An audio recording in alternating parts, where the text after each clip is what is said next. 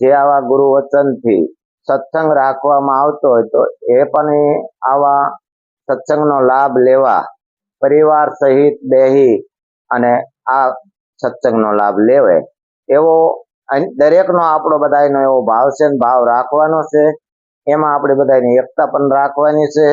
આપણે કોઈ પણ જુદા નથી એવું સમજી આ ભજનને નિભાવવાનું છે. આ ભજન આપણે સાંગો પાંગ નિભાવશું બધા.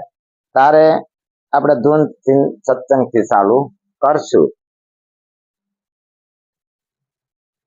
ગુરુય બ્રહ્મા વિષ્ણુ ગુરુદેવ મહેશ્વરા ગુરુ સાક્ષાત પરિબ્રહ્મ તસ્મૈ શ્રી ગુરુદેવ નમઃ નમઃ.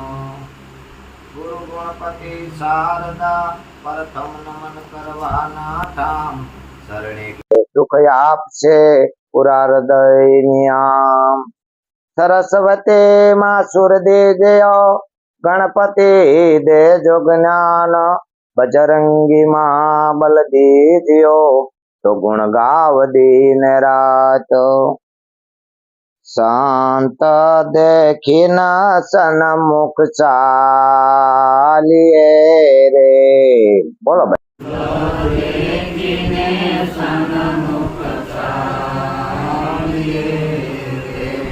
શાંત દેખીના સન્મુખ ચાલીએ રે. શાંત દેખીને સન્મુખ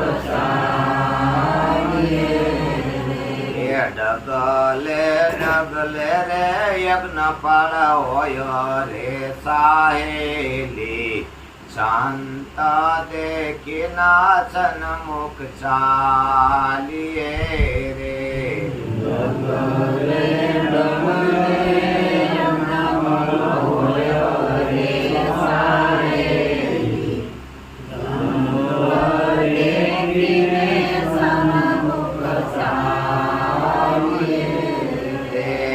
કંકુ ભરેલી કંકાવટી રે. કંકુ ભરેલી કંકાવટી રે. સુખા સ્વરૂપ મારા સંતોને લે લટે રે સાહેલી. શાંત દેખીના સન્મુખ ચાલીએ રે.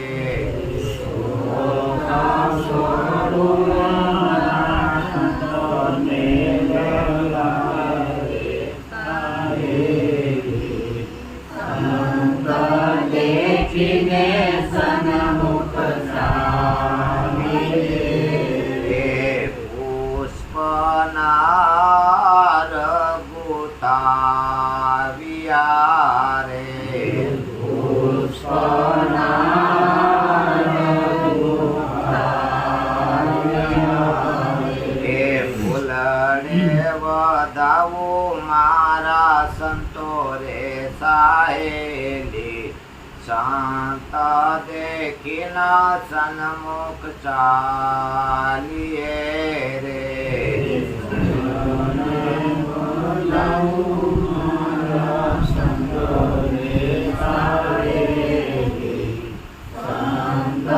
દેખીને સન્મુખ ચાલીએ રે. ગોરીદાસ મહારાજ આ જ્ઞાન લાલજી મહારાજ પાસે અપનાયા પછી એમને આ અનુભવ જે શબ્દો આવ્યા એ અનુભવ શબ્દથી ધોળ પદ પણ બનાવ્યું. અને એ ધોળ પદ આપણે પણ અત્યારે બોલી રહ્યા છીએ, પણ એમાં વિચારમાં વિચાર સાર આપણે સમજવાનું. અને એ સાર જયારે આપણે સમજણમાં આવે છે ત્યારે પણ આપણને આનંદના ઓગ પણ ઉપજે છે દરેક માણસને. પણ એ આપણને ભાવતી વસ્તુ હોવી જોઈએ, ગમતી વસ્તુ હોવી જોઈએ, તો જ આપણે એમાં આપણો પ્રેમ રહેતો હોય છે. અને આ પ્રેમને સાંગો પાંગ આપણે નિભાવવું એવું સદગુરુ મહારાજે કીધું. ત્યારે પ્રથમ કીધું સંત દેખી સન્મુખ ચાલીએ. સંત હામો કોઈ દી ઉતર ન વાળવી બને તા નથી. એનું હારે સન્મુખ રહેવી તો જ એની વાત ગુરુની આપણે સમજી શકવા, નકર ગુરુની વાત આપણા વિચારોના અમલમાં નહીં આવે. તો સન્મુખ રહે અને પેલા સાંભળવું, એટલે ગુરુ શું કહી રહ્યા છે, શું હેતુ છે, શું નહીં. તાર કીધું તો ડગલે ડગલે યજ્ઞ ફળ હોય સાહેલી, સંત દેખી નમન કરી. તો તમે પણ વાત સાંભળેલી દરેક માણસોએ, આ વાત ખોટી નથી. આમાં વેદ પણ શાખ પૂરે છે, શ્રોતિ સમૃદ્ધિ પણ આ વાતમાં શાખ પૂરે છે. તો આપણે પણ એ માનવું પડે, કારણ કે એવા મહાપુરુષો આવી વાત કહી ગયા છે, ખોટી છે નહીં. પાંડવોને ભગવાન કૃષ્ણે એક વખત કીધેલું, ભગવાન કૃષ્ણે કીધેલું, પછીમાં અમુક વાત એમને લીધી હોય ત્યારે નાટક હોય, કોઈ ઇતિહાસ હોય, કોઈ હેતુ ઉભો કર્યો હોય, તો હેતુમાં કાંઈક છુપાયેલી વાત હોય એ આપણને ખબર, પણ આપણે જે ઓલું નથી પકડવાનું એ પકડાઈ જાય. તાર પાંડવોને પણ એમ કીધું ભાઈ તમારે હજી યજ્ઞ અધૂરો છે. યજ્ઞ, અને યજ્ઞ એટલે બધા પ્રકારના યજ્ઞ હોય, એમાં દર્વે યજ્ઞ હોય, જ્ઞાન યજ્ઞ હોય, ઘણા તપ યજ્ઞ હોય, એવા ઘણા પ્રકારના યજ્ઞ ગણ્યા છે. કર્મ યજ્ઞ હોય, એવા જ્ઞાન યજ્ઞ હોય, સ્નેહ યજ્ઞ હોય, એવા યજ્ઞ તો ઘણી પ્રકારે 18 ગીતાજીમાં 18 અધ્યાય તો 18 યજ્ઞ ગણવામાં આવ્યા. પણ સર્વશ્રેષ્ઠ જ્ઞાન યજ્ઞ છે. તાર પાંડવોને પણ વાત આવી કૃષ્ણે ભગવાને કીધેલી કે ભાઈ તમે તમારા પિતૃ એટલે આપણા પૂર્વજીત, અને પૂર્વજીતને એક નિર્વાણ તિથિ અને જન્મ તિથિ આપણે જગતમાં ઉજવાય છે, બધી ઉજવાતી આવે છે. આપણને ગુરુએ કીધું કે તિથિ તમે ઉજવજો. આ ગુરુવાર છે એ એક તિથિ છે, આપણે તિથિ સત્સંગ રૂપમાં ઉજવવી છે. એટલે કહેવાનો ભાવરથ એમાં આપણે ટૂંકમાં વાત કરવી છે, કેમ કે ઇતિહાસ લેવી તો વાત લાંબી હોય છે, પણ કે ડગલે ડગલે યજ્ઞ ફળ હોય. એ ભગવાન કૃષ્ણે એટલું જ કીધું હતું કે આ યજ્ઞ તમે કરો, તો કે અમે એની વચ્ચે જાણતા નથી. ખરેખર આપણે પણ આ જ્ઞાન યજ્ઞ વિશે જાણતા નતા, પણ ગુરુજીએ કીધું તમે આ જ્ઞાન યજ્ઞ કરો, એટલે આપણે તૈયાર થયા, જ્ઞાન યજ્ઞ કર્યો, અને એ ગુરુજીએ આપણને આ યજ્ઞ સમજાયો, અને સમજાયો તો એ પરિપૂર્ણ રીતે આપણને સમજાણું. પછી આપણે ગુરુની વાતમાં હા પાડી શકે, ના ના વાત ગુરુની સાચી, કે હું આ તને કહું કે આ સહી વાત સાચી છે ને, તો આપણને પછી સમજાણું એટલે આપણે એમાં હા કરી, ના ના વાત છે સાચી, અને બહુ સરળ અને સારી આપણને જે ભક્તિ આપી છે અને ઉત્તમ આપી છે. એટલે એ કે તમે યજ્ઞ કરો, એટલે પણ આમો પ્રશ્ન કર્યો તો ધર્મરાજાએ કે અમે યજ્ઞ કરી જાણતા નથી, પણ તમે કહો એટલે કરી, અને એ તમે શીખવાડજો. અને પણ યજ્ઞ કર્યા પછી આનું કાંઈ માધ્યમ કે કંઈક એનું કંઈક પ્રમાણ તો હોવું જોઈએ ને, કે હા હોય પ્રમાણ, અને આમાં પ્રમાણ હોય જ તે, પણ હજી આપણે પ્રમાણને સમજી શકતા નથી, એટલે અમલમાં આવતો નથી. એટલે કે શું હોય છે કે ભાઈ એક તો તમે નાતગતને જમાડશો, એમાં એક નોળિયો આવશે, એ આલોટ છે, સોનાનો બની જાય છે. એટલે સોનાનો બની જાય છે, એટલે તમે આપણે સમજજો, કોઈ સમજકાર નો કોઈ સંતો વાત કરે, પ્રમાણની વાત કરે. આ ખરેખર આપણને 5 તત્વો મળ્યા, અને છઠ્ઠો આત્મા, એ તો ખરેખર સોનાનો નોળિયો જ છે. આ 8માં દાળોટ હશે. એટલે બીજો કે એક શંખનાદ થાય છે, આ બ્રહ્માંડમાં આકાશ શંખનાદ થાય છે. તો ખરેખર આપણે જે સ્મરણ કરી રહ્યા હોય, કીર્તન ગાઈ રહ્યા હોય, ભજન ગાઈ રહ્યા હોય, તો એ અવાજથી ગાવી છે, શબ્દથી ગાવી છે, વાણીથી ગાવી, તો એને શંખનાદ, અવાજ એટલે શંખનાદ જ કહેવાય. એ પણ થશે. તો એ આપણને પણ આ નાદની પણ ખબર પડી. નાદ અને બુંદનો આ વિસ્તાર છે, એ સત્સંગની અંદર ઘણી ઘણી હેતુની વાતમાં આ બધી વાતો આવતી. એટલે આ પરિપૂર્ણ કર્યું પછી આ એકય વસ્તુ પ્રમાણમાં જોવા મળી નહીં ધર્મરાજાની. એટલે કે પ્રભુ તમે કહેતા કે આટલું તમે કરો તો તમારા પિતૃ મોક્ષ પામી ગયા.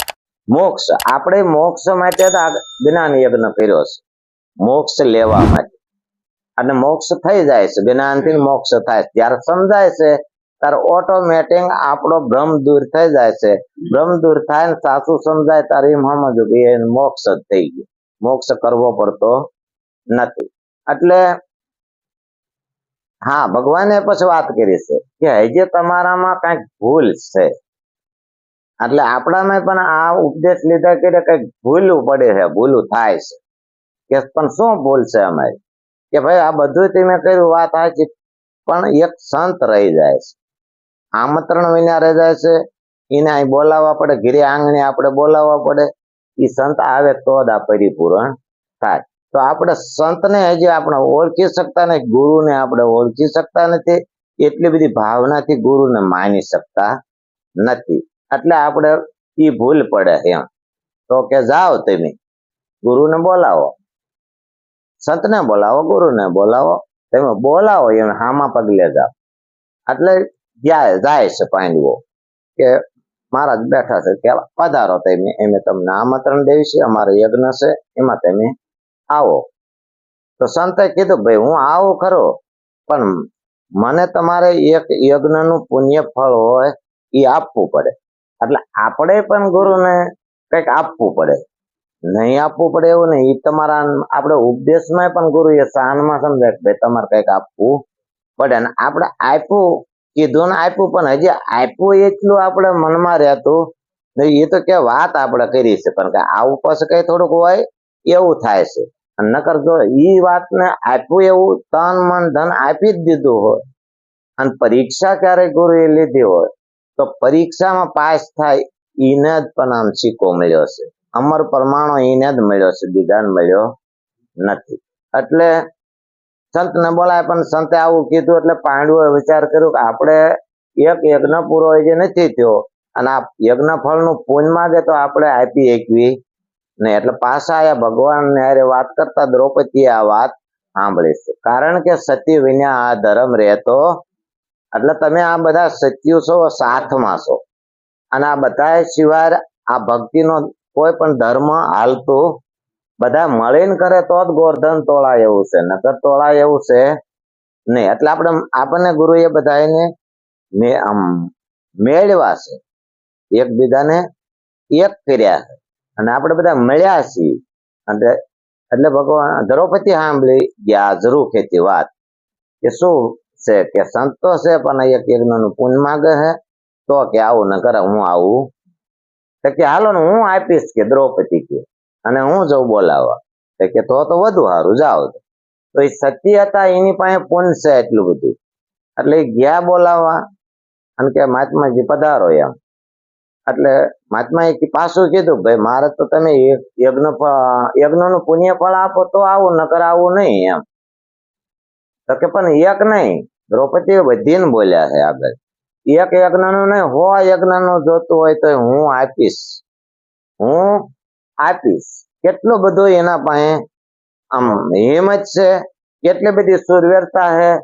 જેમ તોરલ ને જાડેજો લેવા આયા, માંગણી કરવા આવ્યા, તો સાસઠીઓ જરાય પણ દિલથી નીણો નથી થયો કે હા હા તમે લઈ જાઓ.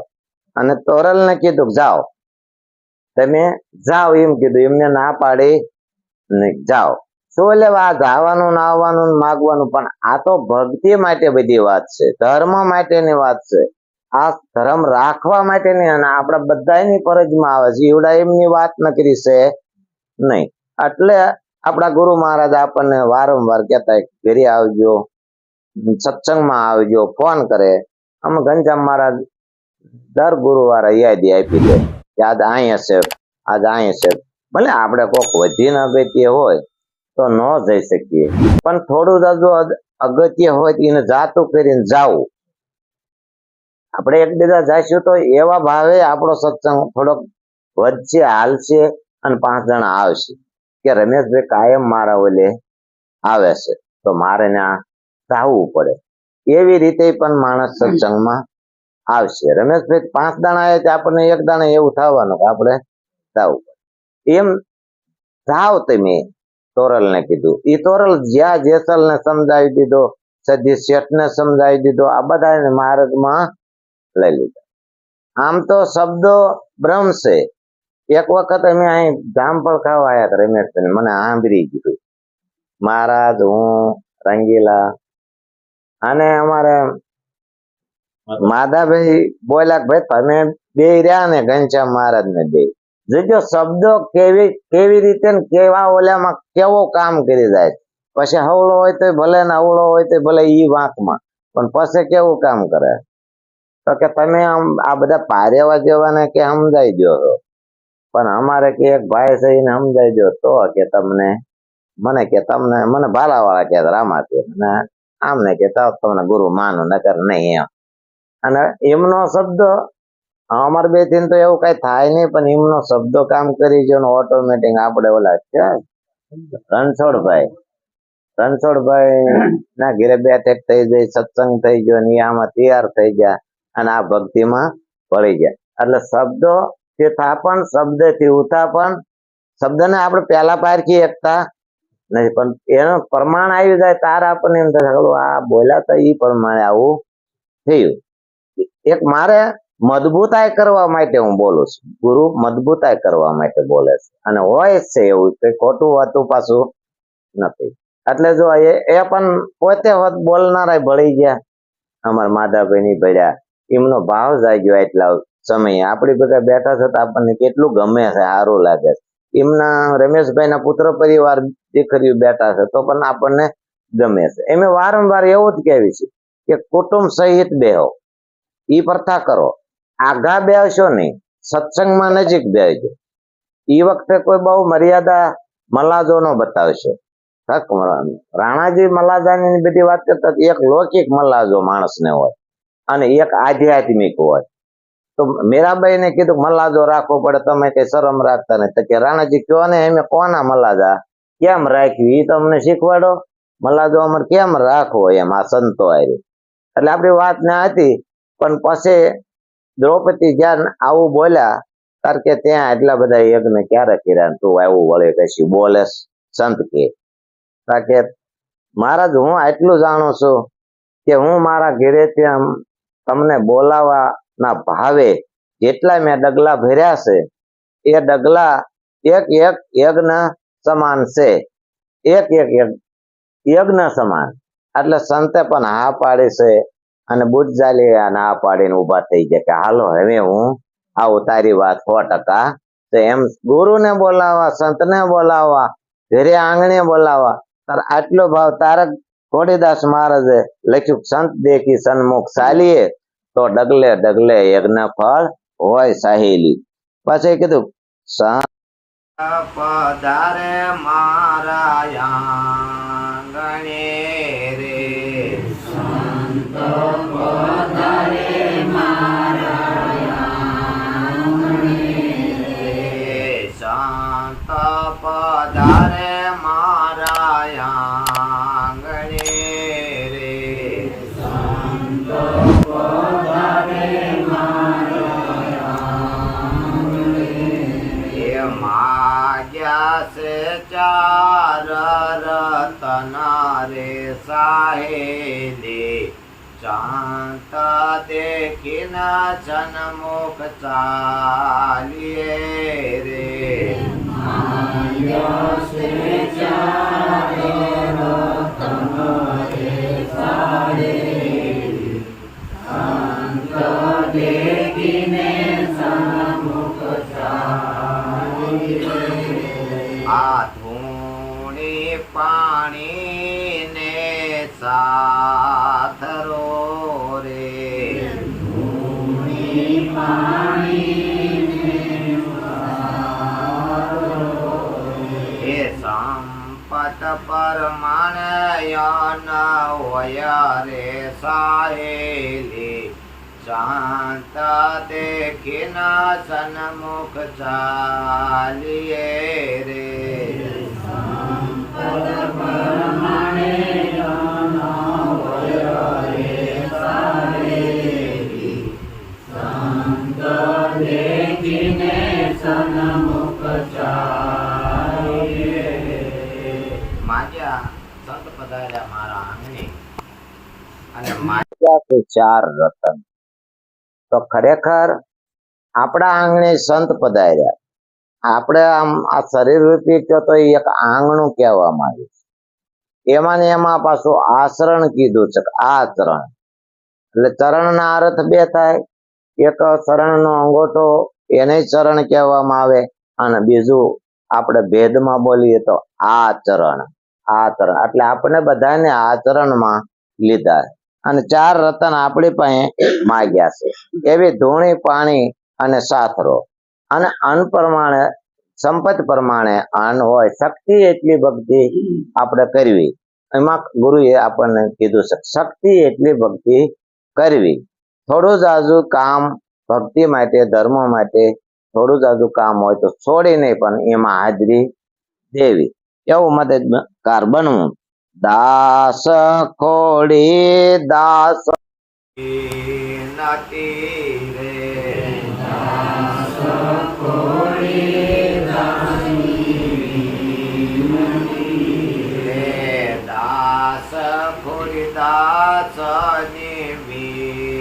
નથી રે દાસ ખોડી દાસ ની વિનતી રે ગુરુ મળ્યા છે નંદ લાલ રે સાહેલી સંત દેખીના સન્મુખ ચાલીએ રે ગુરુ મળ્યા લાલ રે સાહેલી સંત દેખીના સન્મુખ ચાલીએ રે. આટલી વાત કરી. મારી વાતને વિરામ આપું છું. વિરામ આપતા પહેલા સર્વેના ઘટમાં પરિબ્રહ્મ પરમાત્મા બિરાજે તેને મારા કોટી કોટી વંદન. બોલો સદગુરુ મહારાજ.